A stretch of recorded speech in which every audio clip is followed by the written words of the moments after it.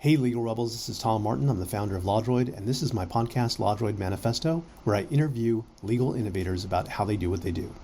In this episode, I interview Jack Brandt, U.S. Coast Guard Lieutenant and founder of Military Benefits Assistant, whose dedication to serving those who serve has led him to build AI-powered tools that help military members navigate the complex world of benefits and entitlements.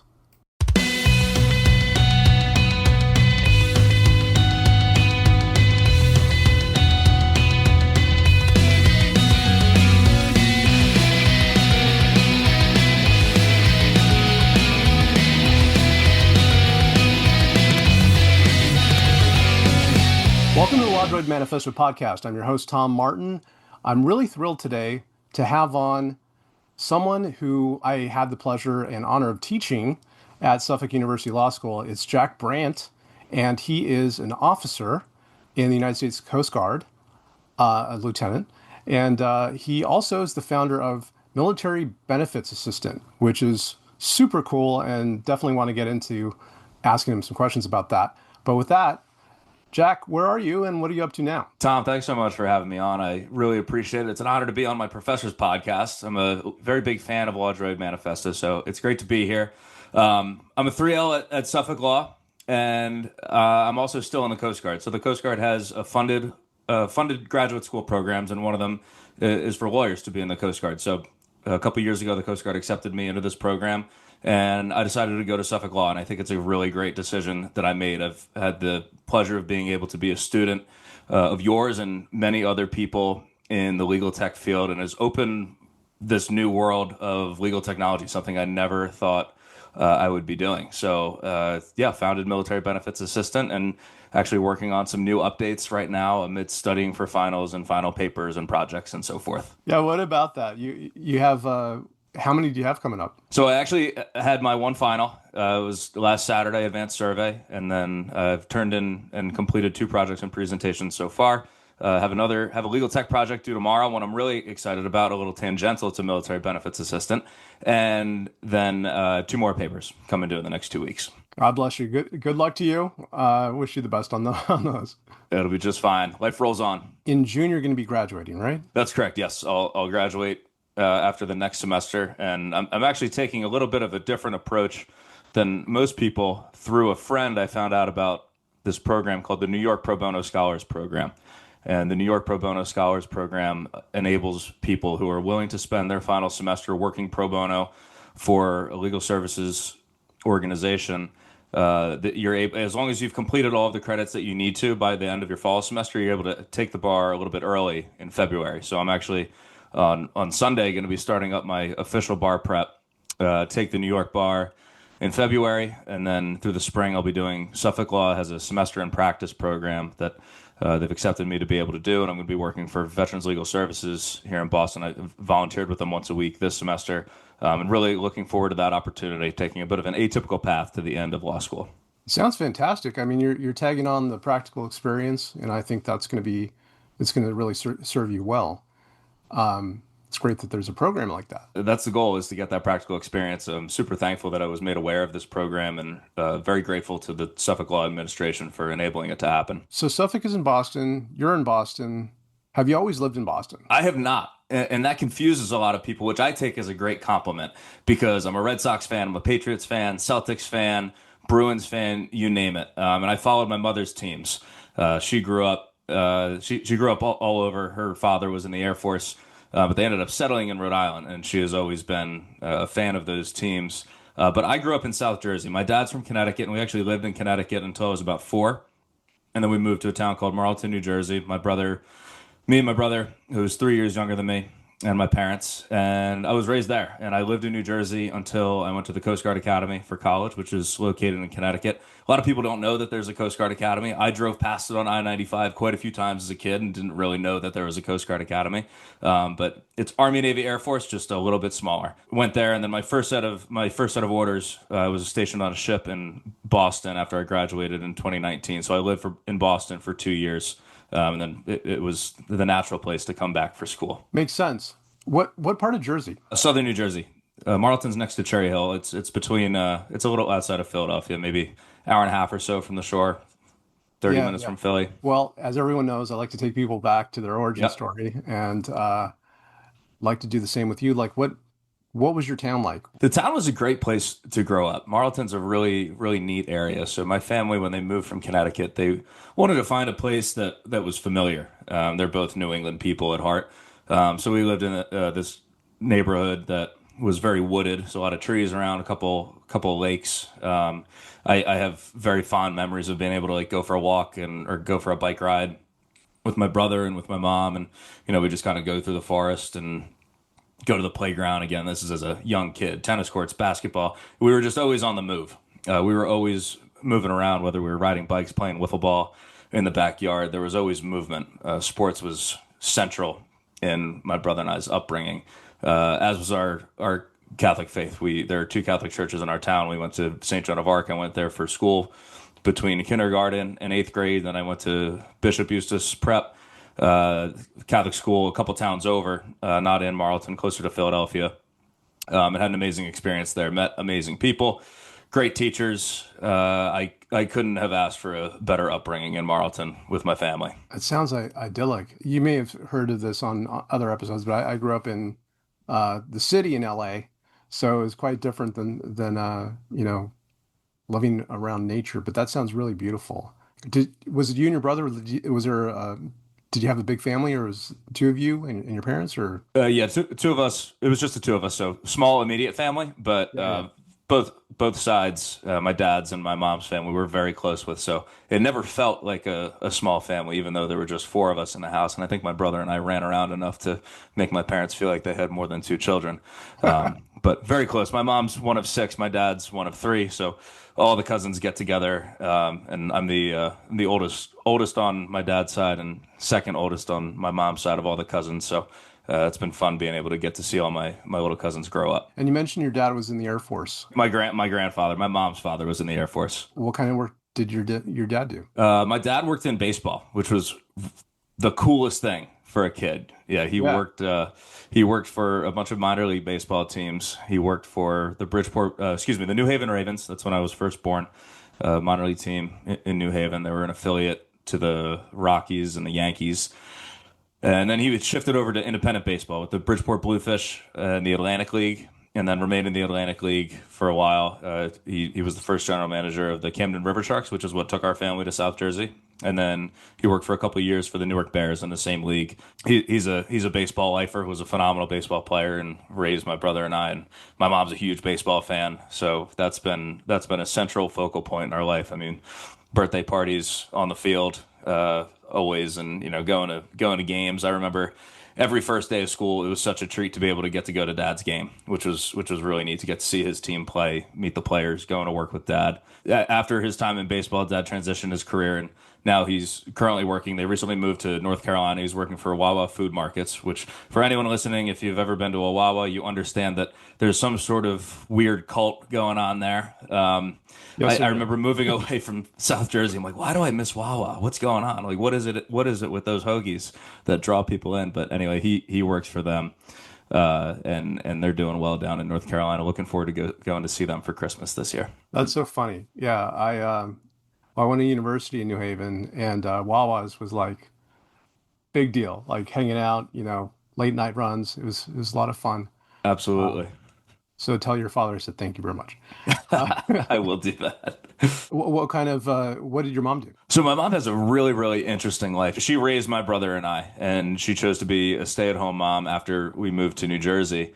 And she was there every step of the way. Very few people can say that both of their parents were their baseball coach. I remember watching my brother's game, and my mom was coaching third, and my dad was coaching first. And I was like, this is pretty cool. And I'm like I don't know, 12-year-old, 13-year-old kid watching my brother's game at this point.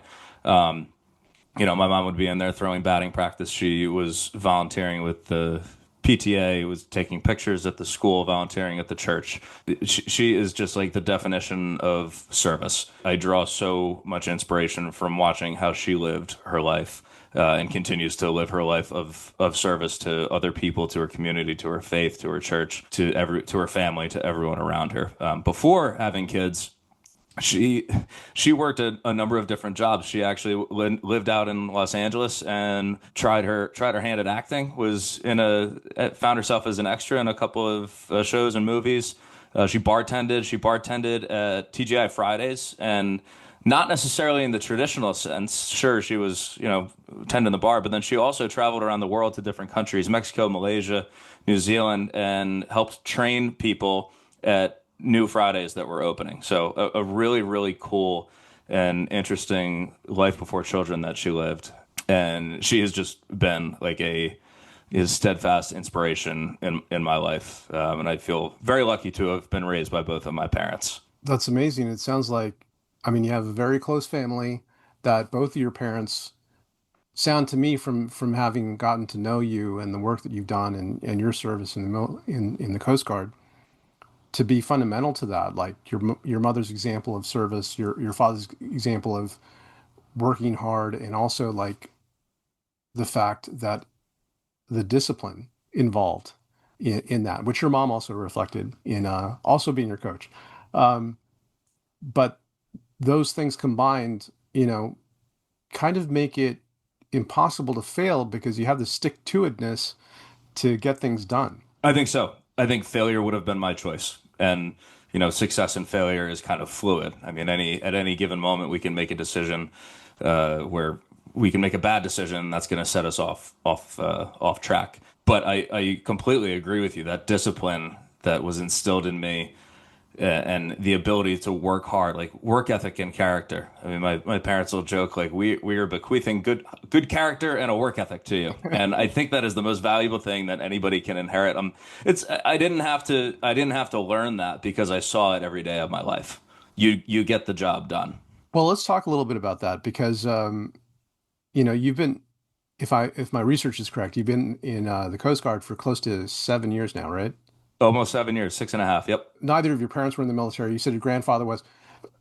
How did that come together? Was there a teacher or someone that kind of brought up the idea or like It actually came through sports, the opportunity to go to the Coast Guard Academy. Now, at some point, I don't actually know when I came up with this idea, but you're a teenager, you're in high school, I played football, baseball, and basketball. I really like sports. I couldn't imagine myself not continuing to play sports. I did well in school. I liked school, some subjects. I didn't really like math, but that's okay. And I really, because my parents had instilled this sense of service within me, service to faith, service to country, respect for faith. It became sort of like, okay, I was trying to figure out as a teenager, what do I value? And college, because of the sacrifices that my great grandparents, grandparents, and parents have made, college was going to be an opportunity for me. There's such a high cost of college, and how that would have been paid for had I not gone to a service academy, we'll never know, which I'm very grateful for. But I was like, okay, I want to go to college. I want to play sports and I want to serve my country in some way. And at some point, I developed this notion that I want to be in the military in some service. And, I did various research on the different services and tried to figure out what was best. Recruiting process went on. And as I was getting recruited by different schools, I was always asking about ROTC programs to become an officer in different services. They would match me up if they had a player that was going through that process. And Coach Bill George, football coach at the Coast Guard Academy, came in and talked to him for about an hour and a half. He talked to me and one of our other players and completely sold me on this idea that the Coast Guard Academy was the best opportunity because you could go be an astronaut, a Navy SEAL. You could go to University of Michigan and become an engineer, which I was like, I don't know if I'm going to be an engineer. That wouldn't be good for anybody. Anyway, he was like, you can go to sea, you can go be a pilot, you can do all these different things. And I was like, well, that sounds like a lot of open doors. And once I was accepted, I took advantage of the opportunity and really never looked back. I think, honestly, I tell my brother this all the time. Like, I had the luxury of making one good decision as a 17 or 18-year-old, and things have gone well from there because I went to a service academy, because I was blessed to be able to play football at the Coast Guard Academy. And on one of my visits there, met the defensive coordinator, who also happened to be the baseball coach. So I ended up playing baseball at Coast Guard as well. So that's how Coast Guard came about, and then kind of figuring it out from there as far as where to go. Yeah, I was fortunate enough to spend about 4 years at sea, and I think that provided so many challenges and opportunities for me. That's kind of led me here to law school somehow. Well, I love the point that you made, which I also try to tell people, well, students about, which is optionality. Like when you make choices, there's some choices that foreclose others. And so, like, if you pick a career choice, especially early on, that leaves open those options, those are typically pretty powerful because you can, we don't always know from birth what we want to do. And so having those options open are great. And I'm glad that, and I can see you've taken advantage of them. And just to fill in a little bit for people that are watching this, I mean, Jack, like he went to the U.S. Coast Guard Academy, got his bachelor's in government, and then after that, Michigan State University, and got a master's in law enforcement intelligence and analysis, and then went to law school. So how did that transition to law school? So it actually the impetus to go to law school, it actually so I'll start with the master's degree. Yeah. So I found myself super interested in the work that I was doing on my ship that I was stationed on, Coast Guard Cutter Escanaba. We were doing the counter narcotics mission. We were going down to the Western Caribbean Sea, Eastern Pacific Ocean, and we were interdicting drug smugglers. I really thought that was a valuable mission. I was really inspired by it. And I thought to myself, talking about optionality, well, maybe I'll be in the Coast Guard for 5 years, which is the minimum service commitment for an academy grad, and maybe I'll be in for 25. I don't really know. So I was like, well, what can I do on the outside if I like this and I think this is something I could potentially do in another role? Well, why don't I look into what options there are in, I don't know, one other three-letter agency, FBI, DEA, something like that, someone who's going to be, doing that mission over and over and over. And I looked at some of the requirements to to get into that world, and one of them was a master's degree in some sort of specific criminal justice field. So I was like, okay, I can do that. Why I didn't pay for my going to a service academy, you don't pay tuition. I can pay for a 2-year master's program. That's fine. And I went and did a little bit of research. I found myself just really interested in reading in the criminal justice field. I'm like, well, why don't I just get a degree for this? And I applied to Michigan State, was accepted, had an amazing experience there. I was doing this online while I was still serving on the ship, but had great professors that were super flexible and understanding with, Because this was also like 2020 to 2022. So yeah, so COVID that's was right. going Yeah. on. So in the middle. So I did it without any intention of going to law school. Law school had kind of been in my head since Coach George came and recruited me. He was like, "You could be a lawyer." It's like, "Oh, that sounds cool. Cool, I guess. Neat." It was never like I'm not one of those people who was from birth. I'm going to be a lawyer. I'm going to do this. And the opportunity came up when I was trying to figure out what to do after. So my previous tour, I served overseas in Bahrain, and as we were getting ready for that, I decided, you know what, I'm going to study for the LSAT, and I'm going to take the LSAT and give myself a shot to get accepted to a very competitive Coast Guard program. And I didn't think I had a prayer, to be honest with you. I didn't meet a lot of the metrics that they tend to look for, but someone was looking out for me and ended up.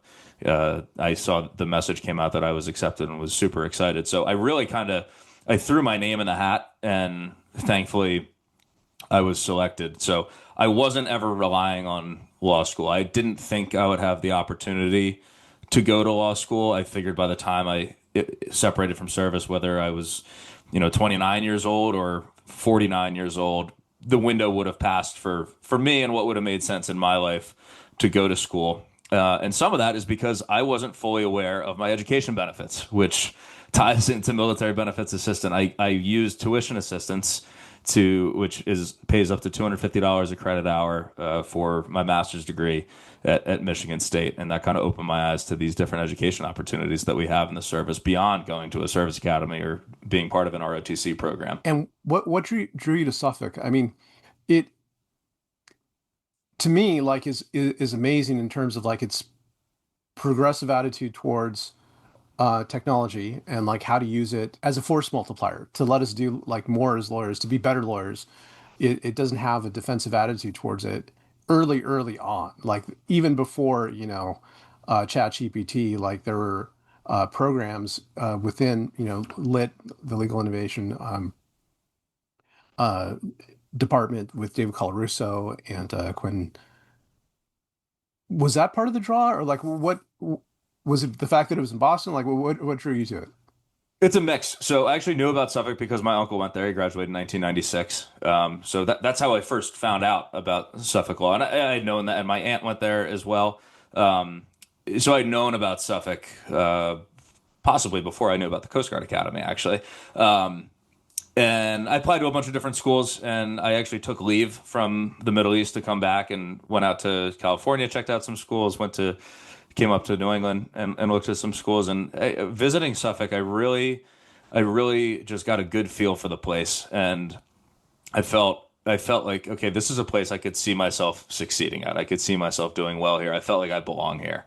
And I think that's really important, is being somewhere you think that you feel comfortable and can succeed. I'm a big believer in getting uncomfortable and being uncomfortable and putting yourselves in uncomfortable positions. And I think that was the draw to Suffolk, where I could be in a place where I could be comfortable, but also put myself in these situations like leaning into legal technology. I'm not a technologist. People make fun of me for not being able to use my cell phone correctly sometimes. So I think I wanted to jump into that. I wanted to jump into that and figure out, like, okay, what is this world that I know nothing about? I've just served on ships for 4 years. How can I jump into this law school environment and do something different within it? And I think Suffolk Law is the ideal place to do that. Well, from what I know about you, you've been really taking advantage of that. And I think it's not, like you mentioned that the facility with technology, like coming to it, like you didn't have that. But to me, that's really not that's not the magic. Like the magic is being curious, right? Like if you have that, it doesn't matter what technology it is, you're going to adapt and you're going to succeed because, especially if you have the discipline to continue on and figure it out. Um, and so that's the superpower, really, is curiosity. And so you brought that to Suffolk, and you had mentioned, I think, before we started recording that you had like a legal tech project that you're working on that's part of what you're turning in before the end of this semester. Um, so I'm sure there's a mix of like regular classes too, but like, what are some of the things that you've been working on, like that project, for example? Sure. So the project I'm working on is actually for Quentin Stanhouse's class, Legal Tech for Small Firms, and I'm using Gavel for that. I know you interview. I listened to your interview with Dorna Moyni, and Yeah. she was a guest in Dean Gabe Tenenbaum's class, 21st Century Lawyering, that I'm also taking this semester. And I'm using Gavel to build a tool that is going to help people fill out Form 22 VBA 22 1990, and that form allows military members, veterans, and dependents to apply for the post 9/11 GI Bill, Montgomery GI Bill, and then get accepted, ideally get accepted by the Department of Veterans Affairs, and then pursue an education at a public institution or for a substantial sum of money at a private institution. It's basically the next step to what military benefits assistant currently is. Military benefits assistant right now is really resource access. It's these things are here for you, but it can't do much more than that. And I think that's what excites me most about it is I want to look back in 5 years and be like, wow, that was a really bad tool. That wasn't good. That wasn't that helpful because it has gotten so much more helpful at that point. Yeah, so I'm really excited about what I'm going to be submitting for that class. And I think beyond building the tool, that what I'm excited to submit is kind of the journal of how the process came to be. And, having been able to track the progress and the changes and the updates has been really, really valuable. And I've really enjoyed working with Gavel and using that. I think it's a really, really valuable tool. Yeah, it really is a great product. And Dorna definitely has her heart in the right place in helping people. Um, let's back up a little bit because I know what you're talking about, but the audience might be like, "What military benefits?" So let's let's step back. Tell us what is the military benefits assistant? Sure. Military Benefits Assistant is an AI powered tool that enables military members, veterans, and the entire military community, including families, to figure out what benefits they have access to. In the military, there are so many education benefits. There are so many benefits in general, but what I'm focused on right now is education benefits. So when you join the service, if you come across a service member, they probably fall into one of two categories. One category is someone who has already used their GI Bill benefits and they're reaping the rewards for having done that, having gotten an education or a certification with it. And then the other class of people are people who know about the GI Bill. And that was me up until about 2, maybe 3 years ago now. And yeah, GI Bill, school, free, right? And that's essentially all I knew about it. So maybe I'm projecting a bit of my lack of knowledge onto some other folks. But there's a ton of information out there on it. But the process to like go step by step through how to actually apply and who's eligible, when are you eligible, when can you use it, is a little less clear because it's written into U.S. code, the GI Bill. So Oh, it's very if you serve for more than 36 months, then you get 100% of the benefit. If you've served greater than 90 days but less than 180, then you only get 50% of the benefit. And trying to figure that out is a little bit challenging. So, military benefits assistant started off as a chatbot because that was what I was like, let's build a chatbot. That seems cool. And what I found was that a chatbot wasn't the right tool for this. And I think that's what's so exciting about artificial intelligence and legal tech is it's not always the new shiny thing that's the right tool for the particular solution that we're trying to solve for. What this needed was rule-based logic, guided interview. Who are you? Are you active duty or no? Are you a dependent? Are you a service member? Are you retired? What's your discharge status? Are you honorable, dishonorable? Because then someone can figure out if you have a dishonorable discharge, you don't get these education benefits. If you have an honorable discharge and you've served greater than 90 days after 9/11, then you do get to take advantage of this post 9/11 GI Bill. And the tool helps you see that. Additionally, if you're active duty, you have the right to tuition assistance, which is $250 per semester credit hour, $166 per quarter credit hour, up to $4,500 every year. And that changes every fiscal year. So it's just a means for people to figure that out, to find out that they can take advantage of that. And my story behind that is twofold. One, I paid for my first semester at Michigan State out of pocket because I didn't know that I could take advantage of this benefit.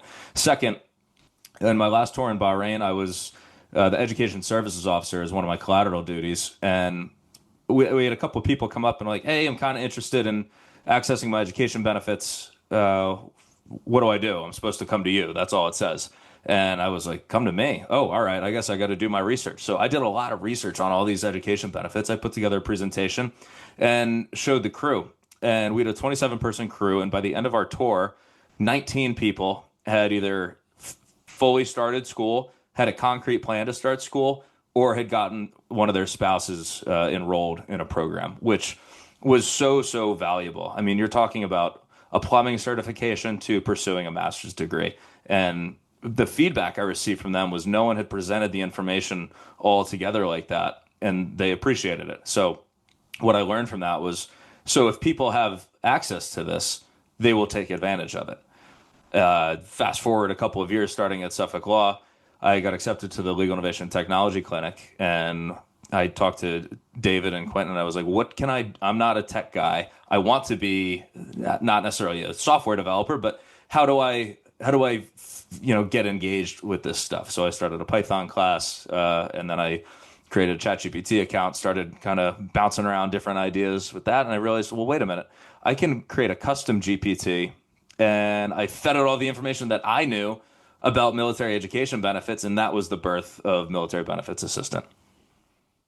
well, wow. Let's unpack that because Sorry, I threw a because lot. there's a lot. I threw a lot in there.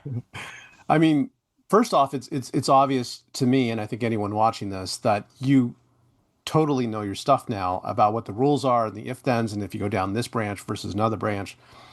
And I'll come back to that in a second because I want to look at the benefits to people and the benefits to you, which I think a lot of people don't think about that latter part. But the benefits to people is that the before picture, and I think you remember from class, I like to point out the before picture before the after picture. The before picture is that Yeah, there's tons of web pages. There's tons of information out there about this stuff. It's